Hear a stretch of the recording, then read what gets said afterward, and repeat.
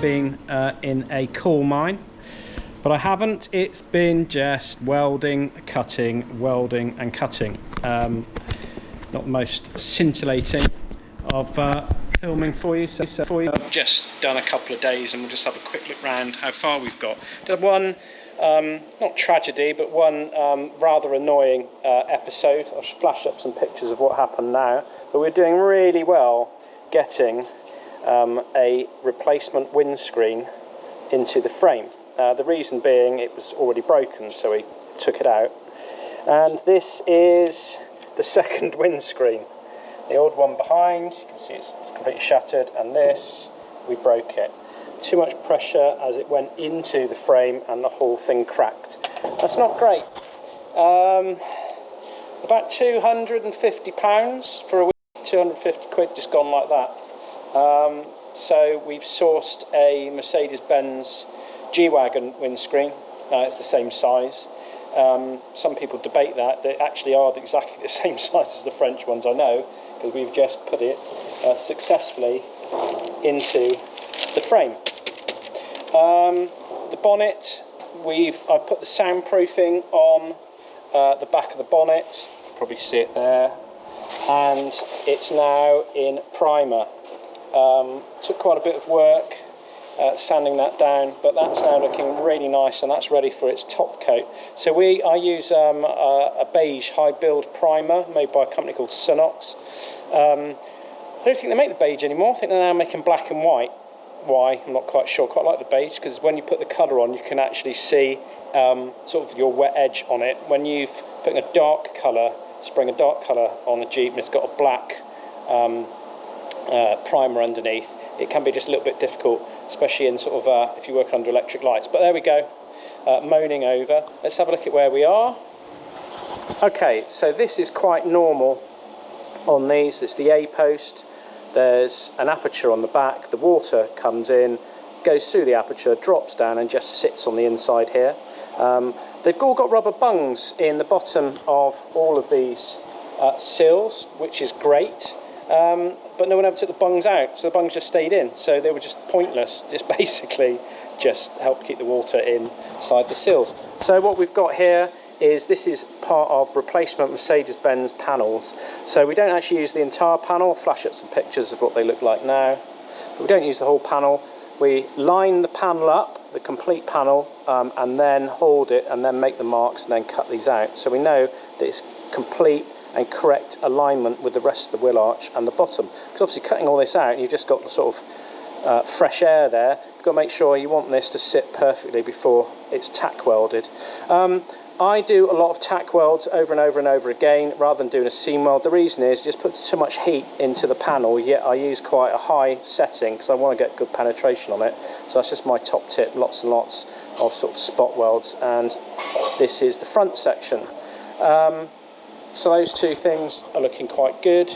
Up here we've got replacement panel on the inside. They do go in there as well. We've talked about why that is. And over here, because there's 2 or 3 pieces of metal held together and moisture gets between them. So that's done. So what we need to do now is go across and grind them. So I'll just show you one of the panels that we're working on the other side, and I can show you sort of how I jiggery pokery and get it all together. Looking at the vehicle itself, it's got brand new battery trays, and there they are. Probably had a battery explosion at some point in the past. That sort of melted the trays out, so they've had new trays put in. But obviously the inner wing suffered a little bit, so I've completely cut that out and put a replacement section in it. And that was painted and undersealed, so they are ready to go on. Under the magic curtain, under here, we've now painted a lot of the inner parts, or the inner plastic parts that go in, especially in and around the dashboard. Dashboard's painted, and that's covered up in plastic, ready for us to go into primer. Around the back, this is quite normal, especially around here. There's 2 sets of metal, and what happens is water somehow gets up in where the rear light is, and it sits on the inside. It gets in between these 2 parallel pieces of steel, and it rots from the inside out, so we just cut it completely out. Now, to be absolutely honest, the rot was only just there. I had no reason to go right to there, but I think the point is if you've got rot there, then it's best to sort of explore it and get back to really, really good metal that makes a nice straight run. Same sort of happened on the corner here. Right, let's go around and have a look.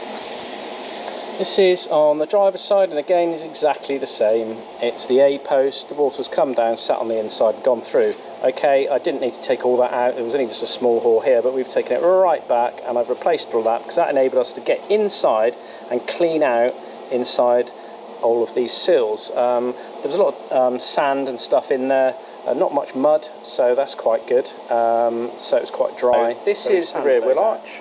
On the driver's side, down it comes, and completely just cut that out. Reason being, see if I can find the old wheel arch, it is just in a bit of a manky state. The reason for that is not because they're not made very well, it's just the usuals we've talked about before on these. They put undersill, like a hell of a lot of it, inside. It just sits here, and then this is obviously where the rear wheel is, and as it spins around it throws the water up, hits the undersill, and eventually the undersill moves slightly, and the water gets behind it, then just off it goes.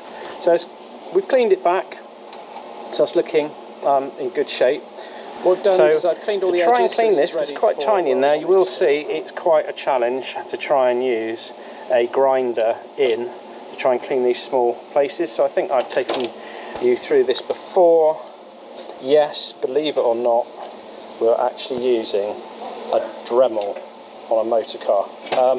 This fitting on the end. Now, Ashley's been helping me out. He hasn't used one of these before, and he just thought I was bonkers for trying to set two on a car with a tiny, tiny little cutting disc. And now he's completely converted, and he's going to go out and buy one of these because they are immense. The reason is you can really get in with that cutting disc and cut the most tiniest of little bits out without putting any heat in the panel. You've just got to take your time with it. Don't press too hard, and do wear eye protection because there is no guard on this. I think it came with one, but that's the first thing we threw in the bin. And you've got to be careful because obviously if the disc broke up and flew at you, it's not great. Discs aren't that cheap, unfortunately, unless someone can drop me a comment below and make me a wonderful offer on buying a box full of them. We can get in and we can really clean up some of these edges here. Just a couple little tack welds just to hold it roughly in position. And now what we're going to do is get down. There we are. So this is the rear panel. Can do now. I'm only interested in this part of it, which is a great shame we're not going to use the whole panel. But it's much better to leave the original steel and original wings on there because they were of a better quality. And now they've got all the undersill and the paint on there, and the vehicle might have flexed over its life. I don't want to go taking massive panels out. Really, when fitting a panel to a car, you don't really want to just abut then try and weld the two together, because the problem is you'll just end up blowing holes all the way along the seam. So what you would usually do is on the panel you would do something called joggle it. And joggle means you actually put, as we can see here, a recess. So there's actually a machine that you can get. It's a hand, I used to have a hand one, and now I've got a hydraulic one, and that joggles it and then gives it a nice recess, so it sits behind the panel that you're welding, and so when you're welding you don't blow all the way through it, you're sort of hitting onto a base behind, which really helps with the quality of the weld. Thing is, I'm using pretty thick panels, and the Bodywork's pretty thick because it's got sort of stuff on the back of it. It's been sprayed. So what I've done here then is just basically added my own sort of joggled edge. So I've just tack welded on the back a piece, and that will then help when this goes on. Can you see how this will then go behind, with a bit of trimming in the moment, but this will go behind the original panel, and then that will give me welded in. It's on the right plane. We'll have to tap this around with a hammer to get it nice and level. These replacement panels aren't pressed the best, to be absolutely honest. And we'll tap this in here,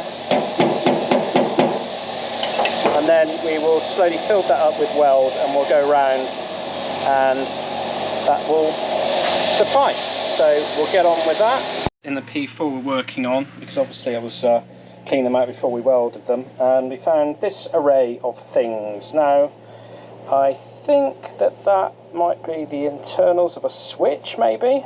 It's a little square. In the middle it's got 247 written on it, so I don't know what that is. If you have any ideas, in the comments. This is a rubber something. It could be a bung, I guess, out of the seals, but they don't usually protrude that much, so I don't quite know what that would be. That's a walnut, you can see that. This is a bung. Yeah, that's definitely a bung out of the vehicle, shouldn't worry about that so much. 5.56 blanks, two different sorts. I think this one must be brass casing, and it's just got wet and decoloured, so it's sort of corroded slightly, that's why it's darker. And then this one is one of the nickel coated ones. Just about to see the date in that. Oh, 1984. The vehicle was made in 84, so that's interesting. I don't know what that is. Goodness, it's made out of plastic. It's not. I thought for a moment it might have been a trigger off of a gun of some description, but no, it's actually plastic. And on this part here, on the back, you've got sort of undulations there, like you would get on a... It's been a marathon day, very long today. I think I'm on about 12 hours at the moment. Just so much to do, just absolutely so much to do, and we're really racing to try and get through this restoration, and we're trying to do it in 4 weeks. So it just means a lot of long nights and burning the midnight oil, which I signed up for, so I can't complain. Where have we got? It doesn't look like there's much happened since I spoke to you a little bit earlier on the video. Back again, battery ran out. If it's not one thing, it's another. They just seem to stack up. You see, bad luck comes in threes. Just to illustrate to you that certainly the bodywork can take quite a while. So what happens next, and that's what I'm really looking forward to, is the fact that we can just get a little bit of skimmer filler, we can get that primer on, and let's get the whole thing sanded down into primer. And it will make such a difference to the morale of working on one of these trucks if you've got it all in the same colour. At the moment we've got it in green, we've got it in brown, we've got it in black, there's like metal showing, there's well, there's no rust patches now, but there's sort of faded black as well. So we've got all these different colours going on. Another day in paradise, and here we are. We're still working on the P4. Do you remember I said I'd get it done in a month? Yeah, it might be more like 5 to 6 weeks. There was a lot of work involved on it. What we've done now, get in there, is Ashley's been working like a monster, and he's been prepping a lot of the surfaces underneath. So yeah, there is a fair amount of dust, detritus and surface corrosion, but basically we've just cleaned everything off, and we're going to spray today. So how exciting. This is the first coat of paint, and that's going to go on underneath. Obviously I don't want to paint it and get it on the ball joints, so we need to cover those up. I usually just put a smear of grease on it, and then if the paint, and then wipe them off afterwards, and it takes the paint with it. We've got a few little bits here and there that will have to be masked off. There's also some data plates, we don't want to paint over those really, because that's all part of the history.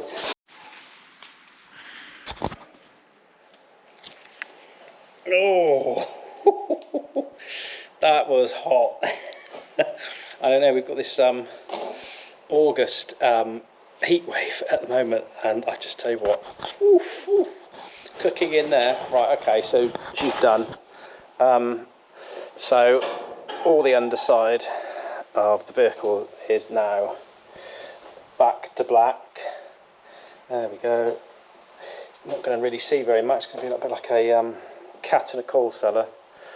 There we go.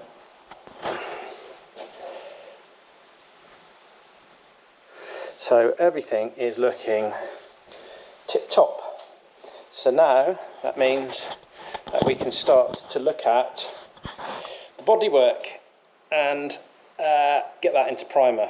So no stop for the wicked. Welcome to Workshop Sunday. So So we've got a bit of a full house today, loads going on. So have a once round, see what people are up to, see how they're getting on. So we'll start off with George and Chloe. Oh, you two, you right? Good. So what are you up to today? Recovering some threads on a machine gun mount. Yeah, so what's the plan? Is what we're going to put in there on that? We're going to mount this which eventually, with some additional parts, we'll mount a AA52 machine gun. AA52, right. I'm going to be mounting that on this sort of A post. So you're just drilling those, and you're tapping those out as they are a little bit tight. Right, okay, that's really good. So I'll come back, see how you get on in a while. We've got Colin, the seasoned electrician. And he's having a look at why our P4 makes some horrendous noises all the time when you turn the lights on. So obviously there's something not wired up correctly. So we're trying to get this Jeep finished to get it onto the road, as we're taking it to a show in about a week or so. So today's got really good weather, we've got a great opportunity to try and fit all of these bits. So here is the arm for the A52. There's some sort of unknown pintle that we found. We've got these mounting plates, we've got another arm there. I think this is for taking the machine gun belt over the top if you've got two guns side by side. Whoops, and there we go, and it's sort of upside down the picture. There's one AA52. Now we've got a second one here that's in vehicle configuration, so there's no bipod at the front, no carrying handle, and actually there's no sights on it, so it looks like this one's actually out of an armoured car, but I think it's going to look good enough on this old and venerable P4. It's got a bit of work, that one. Okay, let's take them off. Let's see what I'm up to. Oh, hey, what have we got here? This is a beautiful P4 that's been restored by ourselves a while back, and the customers asked us to come in and do some bits and bobs to it to get it ready for the winter. So we've done some work on the clutch, we've done some liquid fluid changes, and what we're doing at the moment is we're just enhancing these alloys, which are genuine Mercedes ones. So these are off of a G-Wagon, but they look quite good on the P4. So what we're doing here is we're taking them back, they're getting primed, and then they're going into black satin, which I think will finish off this P4 really nicely. Oh, then there's another one go in the background to do a bit of work on as well. Loads going on. Right, now, let's see if we can go and find inside. Oh, there's the Ashley monster. So he's working on a wing at the moment, sanding it down. Got a bumper here, it's gone into primer but needs a bit of touching up. We've got to run in the paint. These are the doors that go on the side of a P4, so just had those sprayed, and voila, we've got one up on the ramp in which I painted all of the underneath, as you saw in one of our previous videos. Then over here we have Ollie, right on. And Ollie's helping out one of our new chaps learn how to use, all right Harry, learn how to use a grinder. So Harry's not used grinder before, so we're showing him how to do that in a safe manner. Obviously we don't want anybody having any sort of accident on our volunteer workshop Sunday. Woo, what's going on? So we're going up the road in a while. We're going to be doing a video that will come out separately, and that is looking at sort of the history of the P4. What is it? Why does it look like a G-Wagon? Why in fact is it mostly a G-Wagon? And bits and bobs to that effect. So we're going to go off and do that filming. So this was just a very quick update for you on what's happening. Mysterious black paint I can hardly get off. It's probably explained by a few things. I think it could be anti-radar paint, or some sort of finishing that was put in the field. One of the reasons for that is you can see here the brush strokes. So it's put on with a very wide brush, gone across and then down. So I think the whole thing has been painted in this, and I'll show you now how difficult it is to get off. So this is a fresh sanding disc. So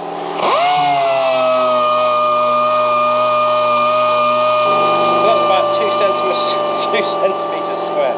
It is absolutely sweltering in here as well. We've got like the hottest August day ever. but it's just I'm absolutely ripping through all of the sanding discs and just the hours and hours and hours we've been on it. So Ashley the Monster is going to be here in a bit. We'll get him on it as well, and let's see if we can get this thing nailed. We've got to get this done to try and hit that 1 month deadline, wasn't it?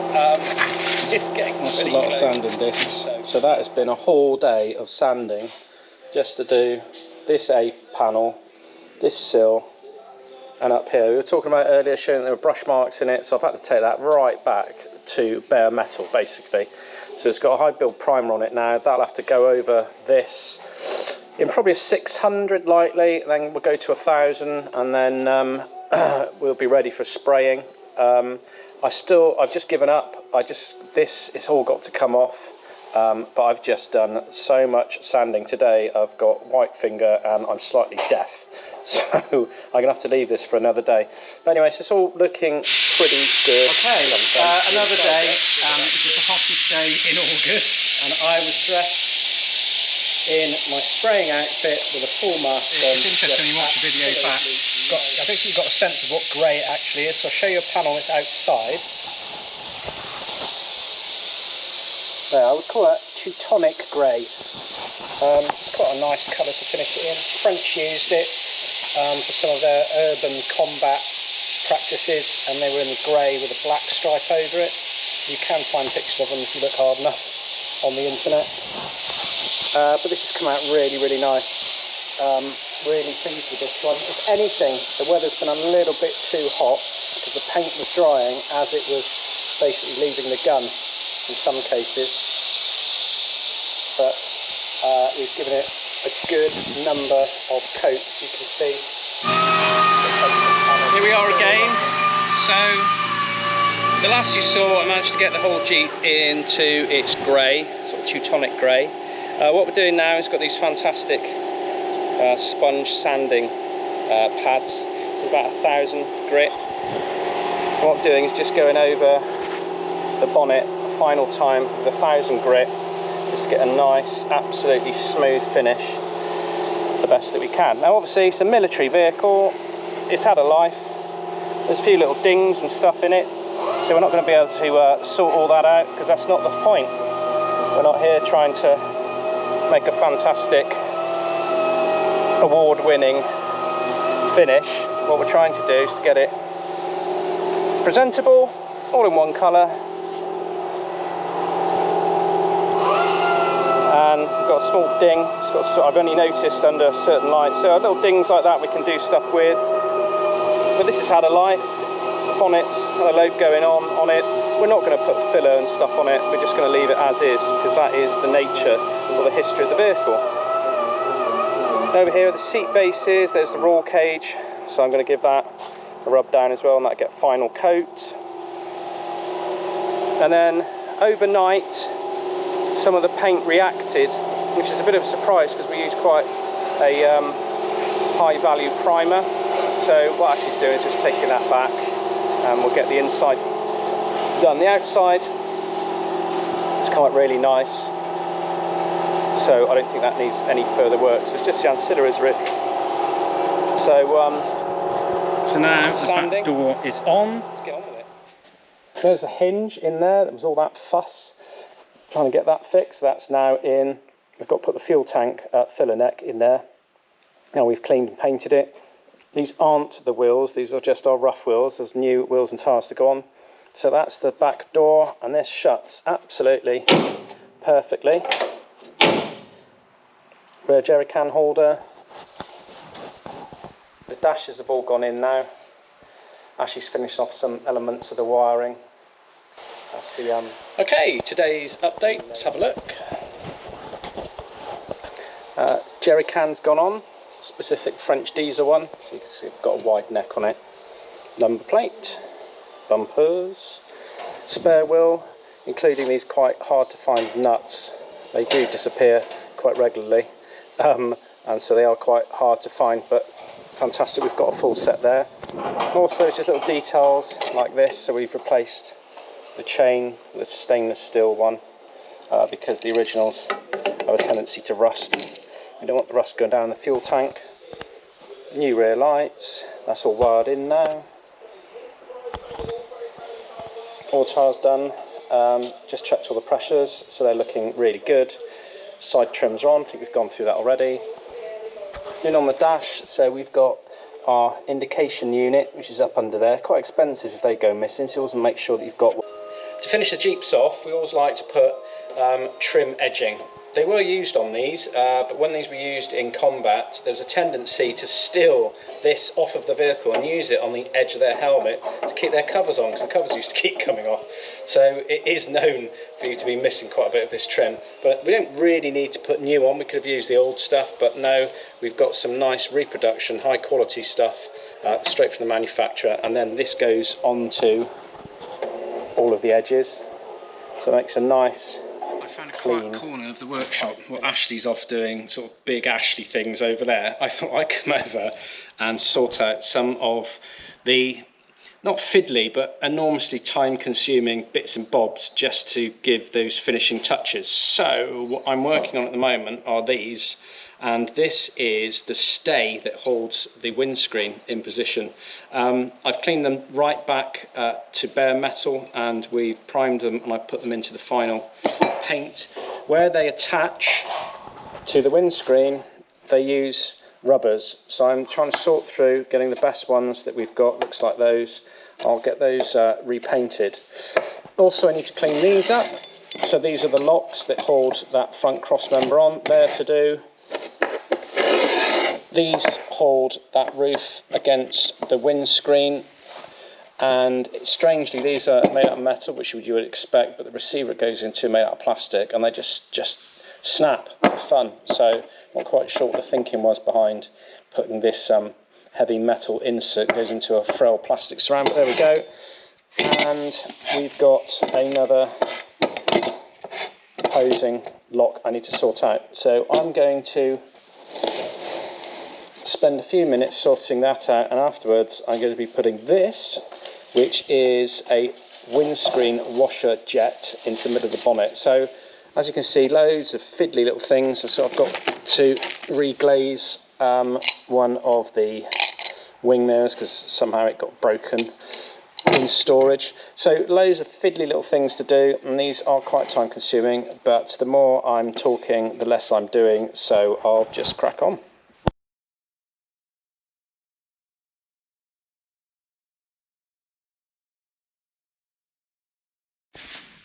Okay, Ashley's redoing one of the spindles that hold the wiper arms. Reason being, they just get water, ends up going down between the housing that goes through the bodywork and the actual spindle mechanism itself that's on the arm that goes back and forth, obviously moving the wiper. Just water ingress gets down there, and even though these are stainless, it's this element that can react with it, and they rot inside, and then we take it apart.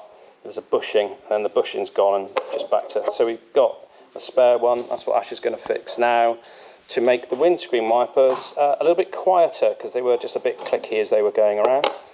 Meanwhile, I am back to putting the Peugeot decals on. So here we go.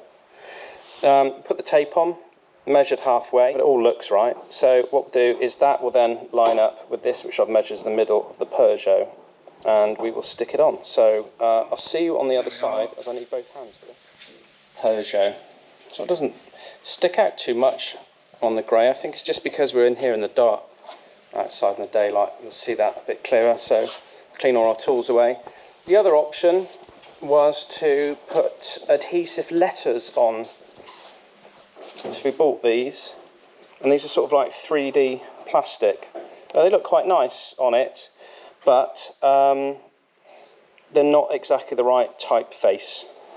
These are sort of a more modern typeface, so we're trying to get back to more or less the sort of original looks. So, as they used to say in the Bugs Bunny cartoons, that's it, folks. She's done. So now it's a good sort of test drive for a few days. I know there's no number plates on there at the moment. I'm not going on the road, but we will get those attached because they are basically winging their way to us. So apart from that, the whole thing's done. We're going to give her a wash as well because she's gathered a bit of dust while we've been working on her. But now I'm going out to enjoy her for a few minutes on some private roads.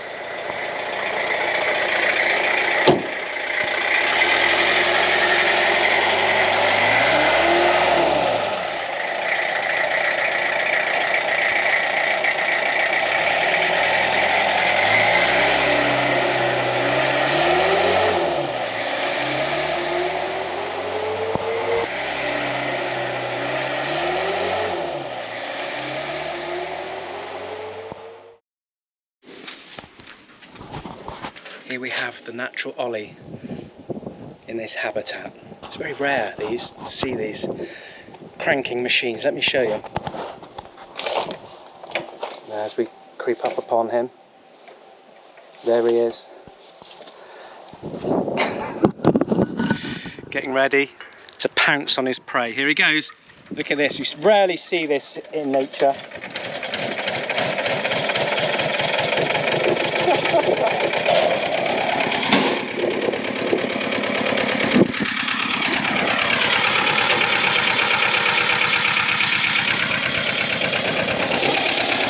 Everyone loves a dump truck, apparently.